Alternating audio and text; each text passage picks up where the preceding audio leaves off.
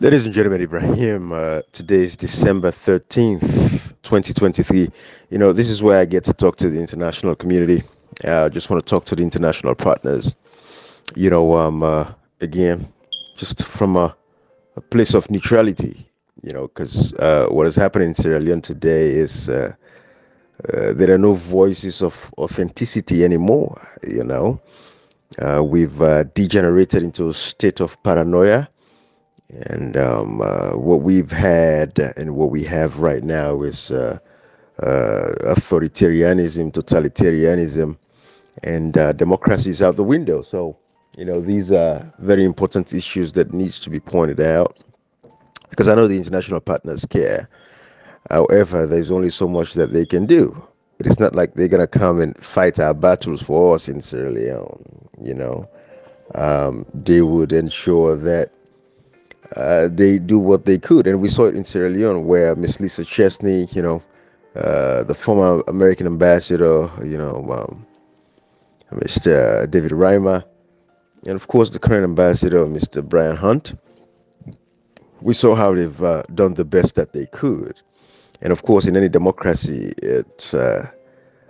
you have to fight for yourself, and then of course the international partners will join you. Well, in Sierra Leone, unfortunately, over the years, we haven't seen that in from the side of the opposition. So, but what I really want to talk about, again, and this is for the States Department, this is for President Joe Biden.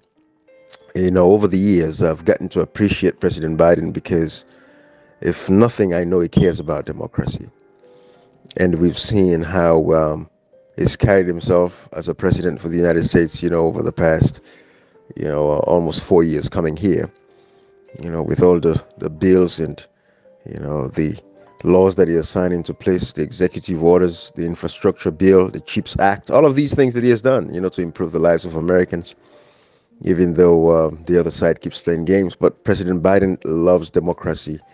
And I can tell you that when he came to power in 2020, it was indeed a game changer because democracy was dying across, the world.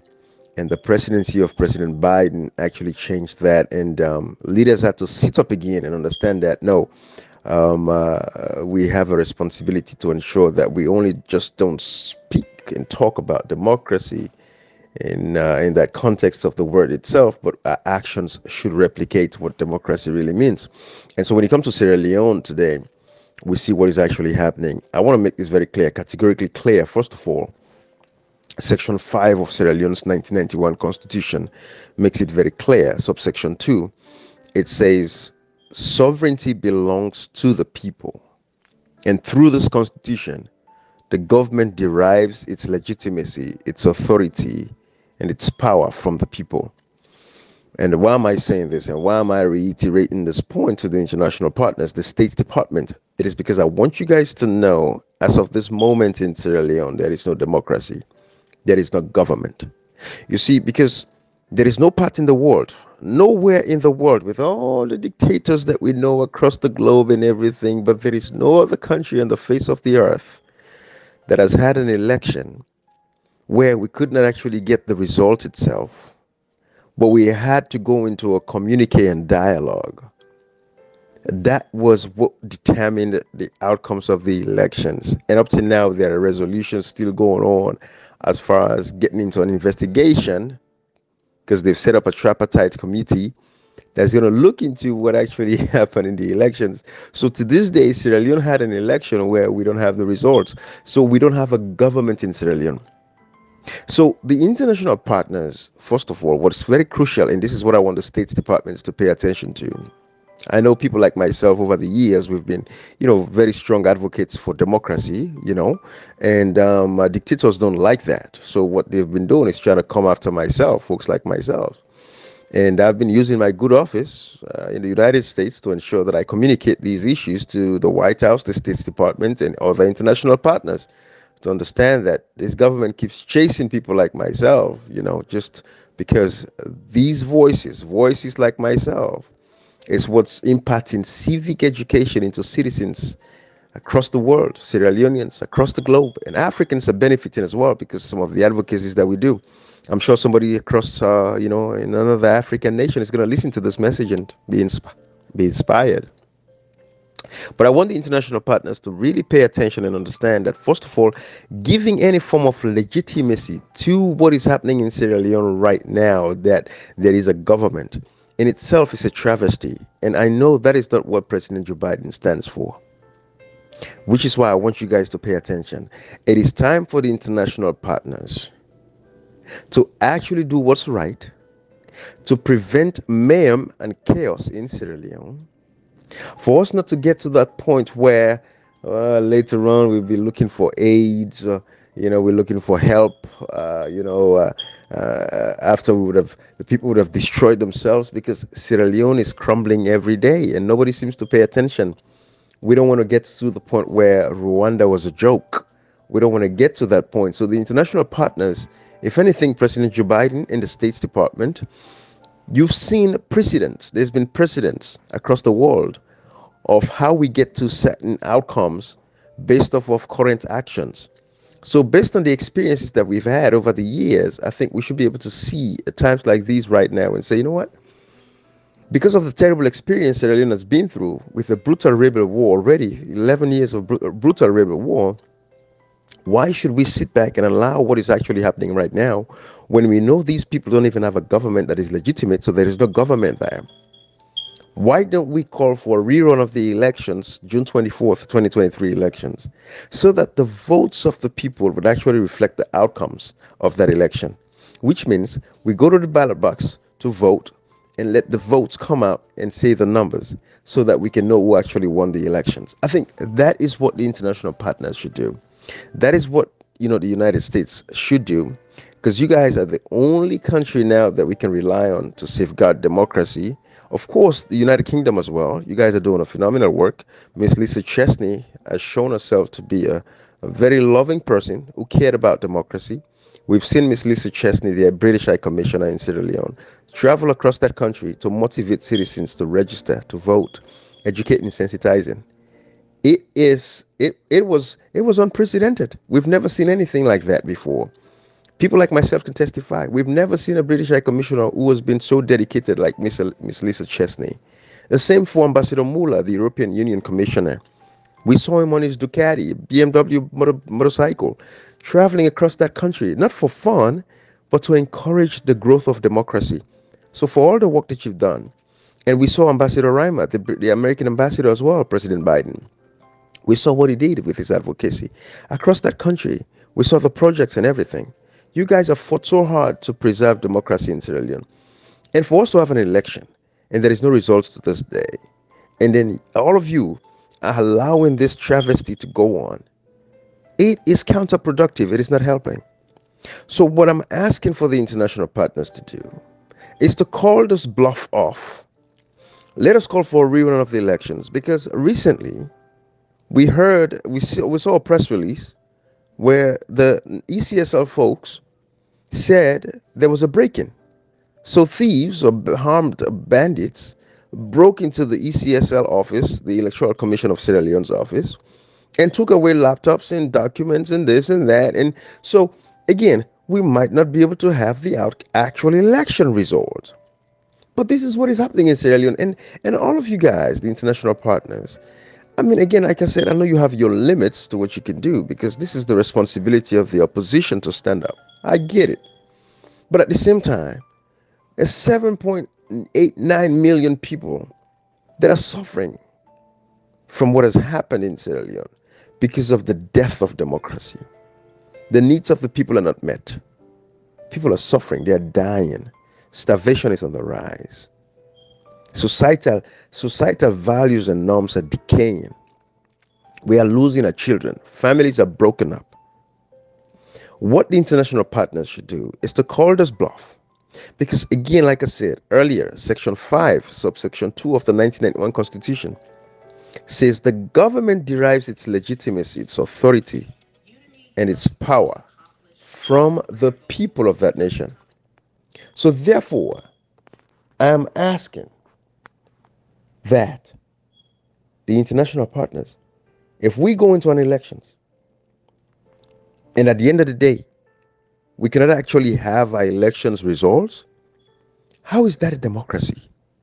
How should you give any form of legitimacy to anyone that poses or wants to act as a government? That is the fundamental question I want to pose to the international partners. You guys are a lot more intelligent than me. You have a lot of professionals. You know exactly what I'm saying. But how can we sit down, President Biden, for all the work that you've put into preserving democracies across the world? How can Sierra Leoneans go to the ballot boxes to vote, but we do not have the actual elections results? To this day, the American government and no other government across the world has congratulated this man calling himself President of Sierra Leone, President Bio. So how on earth are we allowing this man to even have any form of legitimacy? The judiciary should not be working. The police should not be working. The military. Nobody has any right right now in this so-called government to be doing anything that has to do with government jobs. So investigating people, opening this and that and blah, calling former presidents and this and that for investigations. There is no legitimacy to these guys. They don't have the approval of the people. The people are the ones that pick a government. We saw what happened in Liberia. Classic example. Look at Liberia today.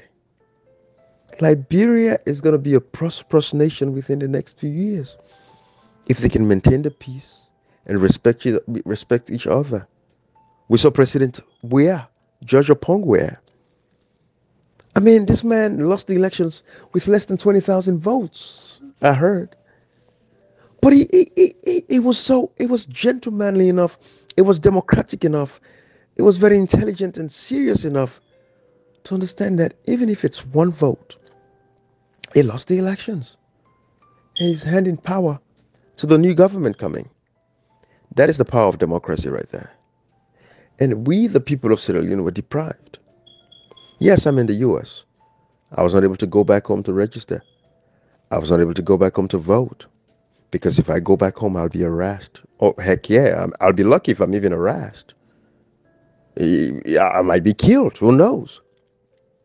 Because I've been doing a lot of work over these years, like these audios that I'm creating now. Of course, the government doesn't like this. They consider us dissidents. They don't want to hear from us. Because our voices matter. They know we have a powerful voice, and when we speak, the international world listens. So they hate us. They don't want to hear from us. But we have a moral responsibility again, because when you listen to President Joe Biden, when he said he's willing to stand by those voices, I want you to listen to this for yourself. Listen to this. One of the most important ways we can effectively enhance security and reduce violence is by seeking to improve the lives of the people all over the world who see that their governments are not serving their needs. Corruption fuels inequality, siphons off a nation's resources, spreads across borders, and generates human suffering, is nothing less than a national security threat in the 21st century. Around the world, we're increasingly seeing citizens demonstrate their discontent, seeing the wealthy and well-connected grow richer and richer, taking payoffs and bribes, operating above the law, while the vast majority of the people struggle to find a job or put food on the table, or to get their businesses off the ground, or simply send their children to school. People have taken to the streets in every region to demand that their governments address people's basic needs, give everyone a fair shot to succeed, and protect their God-given rights. And in that chorus of voices across languages and continents, we hear a common cry, a cry for dignity, simple dignity. As leaders, it's our duty to answer that call, not to silence it. The United States is committed to using our resources and our international platform to support these voices, listen to them, partner with them to find ways to respond that advance human dignity around the world. Thank you. So, President Joe Biden, That is it right there. That is it right there, sir. So we've been those voices. I'm one of those voices in Sierra Leone who has been standing up. And therefore, President Joe Biden, I'm using this opportunity again once more. I know I've written a couple of letters to the White House. I've been asking for a meeting with you. I really want to sit with you. I really want to have a meeting with you. As busy as you are, I know you could make a way. I want to have an opportunity to sit with you and ask you, because I know what you said you meant. Everything you said in this speech at the United Nations, you meant it. That you're going to stand by voices like myself that are willing to stand up and protect democracies across the world. And I have been that voice. I'm one of those voices in Sierra Leone that have stood up to speak up about the issues affecting, democracy today. President Joe Biden, if you believe in democracy like you do, and I know you do, give me an opportunity to sit with you, sit with officials at the State Department level, so I can break down exactly what is actually happening. I've written enough letters. I have written enough letters. I've wrote so many letters. So please, I'm kindly asking for an opportunity to be able to have these conversations. It is worth every ounce of the time that I have. I have enough security clearances to be able to visit the White House. Again, like I said, as a master sergeant in the United States Air Force, I think I'm tasked with the responsibility to protect democracy across the world. It is my right, it is our responsibility to ensure that we protect humanity across the world. Not just in the United States of America, but across the globe. It is our responsibility. And therefore, as a senior leader, I have decided and I've taken it upon myself to protect the people of Sierra Leone and Africa and across the globe. We have to preserve democracy. Democracy should work for everybody. Democracy is not working in Sierra Leone. We don't have a democracy right now. We don't have a state right now. And this is what I want to ask. This is why I'm demanding and I'm asking for a meeting and I want to talk to the international partners. It's about time. Democracy is the power of the people, for the people, and by the people. It is very clear. And if we had elections in Sierra Leone and the wishes of the people were tampered with,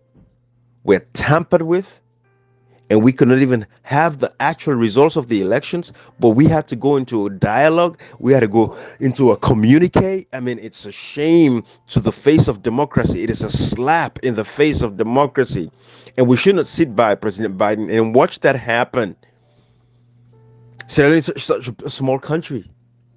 We cannot sit back and allow this to happen. When we say it's a democracy, let us have a democracy. If we say it's an autocracy, let's have an autocracy. But we cannot have a democracy where the people can go to vote. In as much as the voting was made so hard, the registration process was a mess. And look at what is happening today. Going after former presidents, calling an arrest, whatever everybody's saying. It's house arrest, not a house arrest. All of that stuff. It is very destabilizing for our nation. We saw what happened in Rwanda, 1994. April to July, we saw within 4 months. We saw how many people lost their lives. Over 1 million Tutsis lost their lives senselessly. But it started off somewhere. And nobody stopped it. And this is what is happening in Sierra Leone today. We have a silent ethnic cleansing going on in Sierra Leone, but nobody seems to be paying attention, President Biden. Nobody seems to be paying attention. So I don't want to make this message long, but I just want to let the international partners know that there is no amount of legitimacy, authority, or power for anyone posing as a government in Sierra Leone right now. There is no government because they don't have the legitimacy, the authority, and the power as stipulated in Section 5, subsection 2 of the 1991 Constitution. When we vote, we get the results of our votes, and that is how we pick our presidents. So as it is of this moment, we don't have those results. We should call for a rerun of the elections so that the people's voices can be heard. President Joe Biden, I know you can stand up to this. Sierra Leone is so small. What is Sierra Leone? It's a small country. It shouldn't take much. Whatever has to be done should be done. Nobody's going to see this as an interference. It is protecting democracy. Russia is not going to do it. China is not going to do it. You are. America is the only country that we can count on to say that America would step in and do what it's supposed to do to prevent. Because I don't want to come back here 6 months from now, a year from now, 2 years from now, 3, 4, 5 years from now, and said, I warned you guys, or I told you so. I don't want to do that. What I want to do is prevent any future disaster from occurring in our country. Because you can only push the people to the wall so much until they bounce back. And that is why voices like myself, like you said, chorus of voices across the globe, all they're yearning for, all they want is simple dignity. Human dignity. That is all we're asking for. Respect our views. Respect our choices. If we go out and we vote, respect our vote. Give us the outcomes of our elections. Let the people's voice be heard. President Biden, that is all we are asking for. That's all we're asking for. I'm appealing to the international partners. Ms. Lisa Chesney, Mr. Brian Hunt, Mr. Muller. What happened in Sierra Leone should not stand. It should not stand at all. It should not be tolerated. It should not be accepted. It should not be considered a norm. I know there is an investigative body going on. I know there's a tripartite committee that has been set up to look into the elections. But I know 5 years is going to go by and a bad precedent has been set where future governments will do the same thing that was done again. We should not allow this to happen. We should not go into elections and allow people to go into a communique or a dialogue because the actual result itself was not shown, was not declared, and it was fraudulent. We should not let it happen. I'm appealing to the international partners. There is no government in Sierra Leone, and you should stop them now. You should stop it now. It should be stopped. It should be stopped. There is no legitimate government in Sierra Leone. And for anybody to pose or act as if this is a normal thing, it is a travesty. It is a shame. It is a disgrace to us, for folks like myself that believe in democracy. So I'm going to leave this here because I know you guys are busy. You have a lot of things to do, but I'm just calling that what is happening in Sierra Leone should not be tolerated. It should not be accepted. I leave it here. Bye-bye, everybody.